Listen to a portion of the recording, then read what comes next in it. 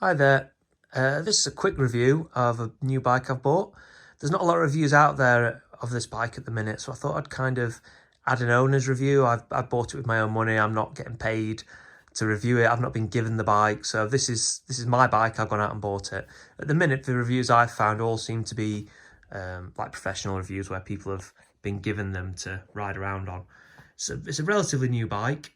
Not been out long. There's been a bit of supply issue obviously with the whole COVID thing now. I think that's delayed some of the manufacture of it, which is why people are struggling to get hold of them, and obviously sales of bicycles have gone up a lot at the minute. But managed to get hold of one of my local bike shop, James Cycles, in Sheffield, and went out for my first proper ride on it earlier today. Rode it a bit yesterday, and so far really enjoying it. So I won't go too far into the spec because you can easily go on Specialized website and get a full detail outline spec of exactly what's on the bike. But basically what you've got is a hybrid style commuter bike. You know, the geometry and the frame design is similar to probably an early 90s mountain bike, paired with 700C road wheels, the Specialized own brand, as well as the tyres, which are Pathfinder tyres. Specialized kind of deem these as a multi-use tyre. So you've got a 38C tyre, so it's quite a decent size, somewhere in between a road tyre and a mountain bike tyre, I'd kind of put it at. You've got the bit of tread on the edges here, which would be good for wet weather cornering. Also a bit of gravel if you wanted to go on that. But you've got a really nice flat centre bit, which means that going in a straight line, pedalling about, there's not a great deal of resistance. Specialized own brand bars. They're quite a nice comfortable width actually. I'm used to riding my two mountain bikes which have got 800 wide bars. These are 680s, but found them quite comfortable. The Tektro hydraulic disc brakes. If you're coming from a road bike with rim brakes, or you're coming from any bike with rim brakes, you won't necessarily find these brakes too bad. I'm coming from bikes that have got 200mm rotors, 4-pot calipers, SRAM guide brakes, so they're not great compared to them, but they don't need to be because of what the intended use is. So the drivetrain is a 1x10. It is a Shimano Dior rear derailleur. It's got a clutch mech on it, so you don't get a lot of chain bounce. It's a 10 to 42 tooth cassette. I think it's a 10. 44 tooth chainring. Nothing amazingly special about any of it. It just works. Shimano Dior is always known for being relatively good value and quite a robust drivetrain to use. So you've got your trigger shifters up here, your underbar ones. It's quite a nice uncluttered cockpit. There's a lot of wires knocking about, and the reason there's a lot of wires is you've got inbuilt lights, you've got a control unit on the handlebars which controls the assist levels and things like that, brakes, gears. There's a hell of a messy cable setup going at the front. Luckily though, it all ends when it goes into the frame and you get nice clean lines because it's all internally routed. So on the top you've got your TCU, and as you switch that on, you'll have just seen in the background the bright integrated lights. I mean, this is a lovely feature. This is one of the things that I really liked about this bike. The lights are constantly attached. They're constantly attached to the battery, so as long as you've got charge in your battery, you've got lights on. That's the front one, which can be mounted above or below the handlebars, and that's your little rear LED one.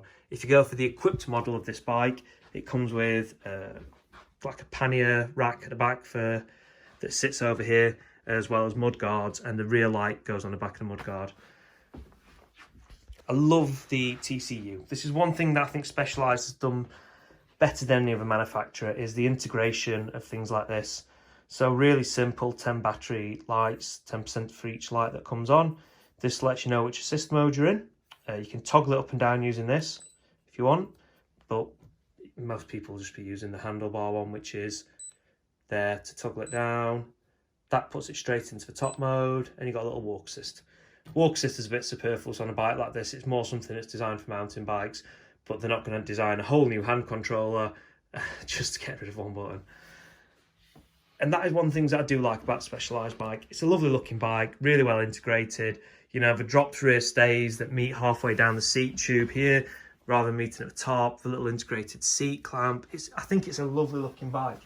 I think in matte black as well, it's got a lovely stealthy image to it. The motor's only small. If I looked at it from the other side, it kind of really gives you an idea of how small they've managed to make this motor here. You know, you can cover it up virtually with your hand. Only weighs a couple of kilos. That's your little charging port, or if you want a range extender, that's where that clips in. And yeah, I have to say, Specialized have just done a cracking job again of creating a bike that, I suppose it's filling a niche that potentially some people didn't see until the bike arrived. And that's what this motor's done. I mean, the Orbea Gains had kind of hinted towards that market in terms of just enough power, just giving you that little shove to help you up hills, rather than what the big Shimano Step C8000 motors, the Bosch motors, the Bros ones.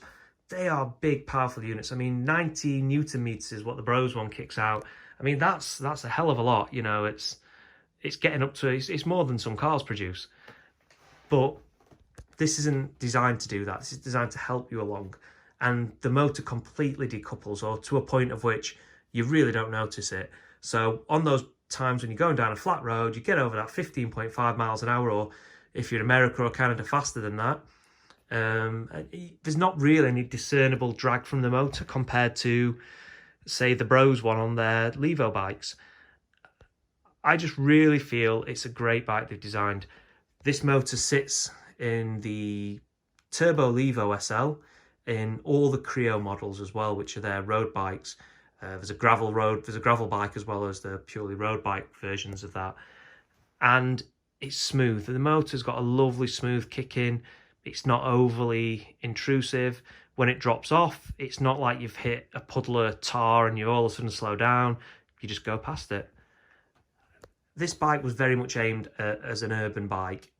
Maybe if you want to go on a towpath here and there at a weekend, but it's going to appeal to a lot of people. I think so anyway. I really, as soon as I saw this bike, I thought, yeah, that's perfect. I want something to go to work and back on. So instead of using my mountain bikes like I do at the minute, or using a road bike, which I never ever have got on with drop bars, don't know why, I just find this position more comfortable. It's perfect. Get to work a little bit less sweaty, hopefully, but still put some work out in. I own a couple of other bikes. I own a Trek /8, which is a 29er enduro bike. I also own a Specialized Turbo Levo carbon comp. So I've had experience of riding an e-bike. It's only for a year now I've had that other e-bike, and that was my first ever e-bike. And getting on that, the motor kicks so hard. I mean, it's such a powerful motor. It's so impressive. This is different. This is like your legs plus somebody else's. That's the best way to describe it. It's like you on the fittest day you've ever had. And it's just a nice feeling just to kind of get that extra assistance up those hills. You're still working. You can still feel your legs working. You're still going to get a sweat on. What I'd say is, though, that it's going to be more of a cardio workout in terms of you keep a higher cadence. You're not having to put quite so much force and so much power through your legs, but you are still having to spin them and keep them going, because the motor certainly likes a higher cadence than what some of the more powerful ones do.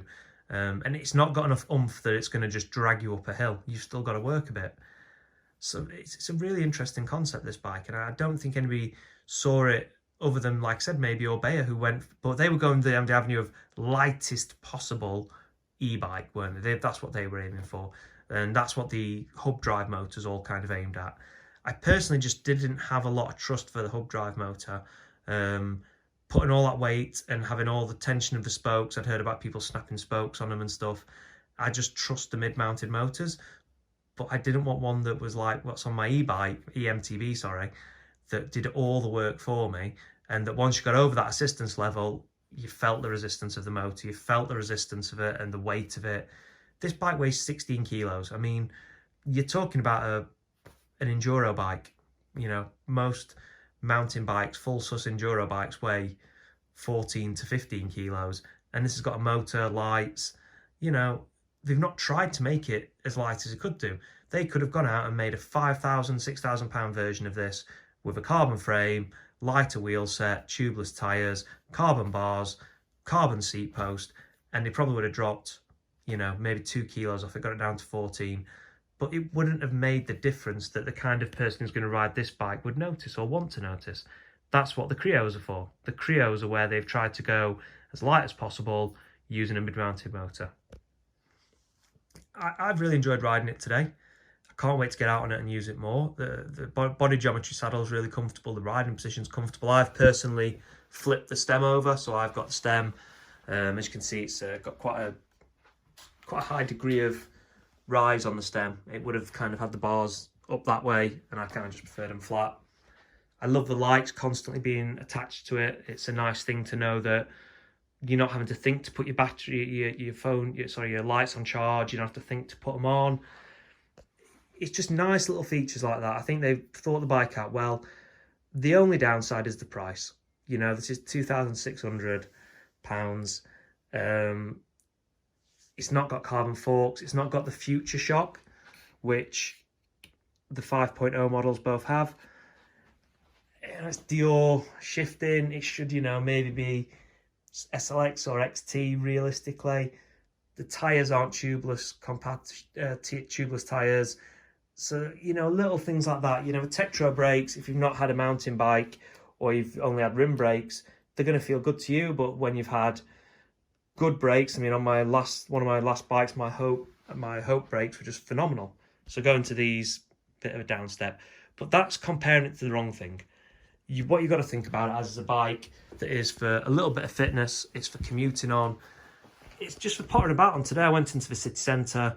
I went to the botanical gardens. I had a bit of a ride about and just really enjoyed it. It took me back to what I suppose as a child, where you get a bike, you're not interested in breaking king of the mountains. You're not interested in how you appear necessarily to other people as much. It's that first feeling of just getting on a bike, going out for a ride and just, you know, seeing what's out there. And I really like this bike for that. Range-wise, I think Specialized up to this range is kind of like when somebody goes out and buys a car and it says up to so many miles per gallon. Yeah, it's not realistic. I rode this for 11 miles, mainly in the middle and high assist levels. About 900 foot of elevation gain, and it used about 32% of the battery.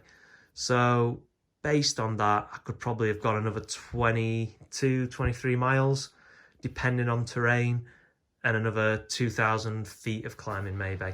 So, you know, that's a decent sized ride. You could be looking at 35 to 45 mile rides, depending on terrain and depending on elevation gains, without really troubling the battery. And again, because that motor decouples so well, and because the resistance is so low, and it's only 16 kilos, which is like a mountain bike, you know, heavier, you know, an enduro bike would weigh, you can still pedal it. It's not like getting stuck somewhere with no battery on the Levo, where you are going to really have hard work getting home.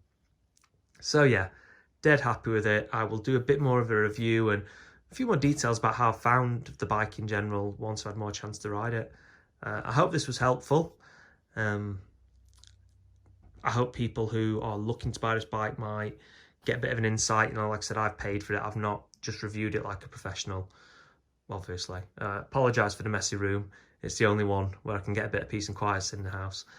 But yeah, the motor's cracking. The noise is a bit more than what I'd have liked. I really, you know, if they could have just made it a bit more quiet and made that noise disappear a bit more, because the motor is so unintrusive but does what it needs to do. The decoupling's so smooth. When it comes on, it's so smooth. It just needs to be a tad quiet, Specialized. So other than that, absolutely pleased as could be with the purchase. A few things that I'll hopefully upgrade over the years, but we'll see. Oh, another little thing, if you bought a Specialized bike before with a battery, it now comes with this lovely carrying case for your charger, which my Levo, which cost considerably more than this, didn't. So, you know, just little touches. But yeah, dead happy with it. New pedals need to go on it. And other than that, yeah,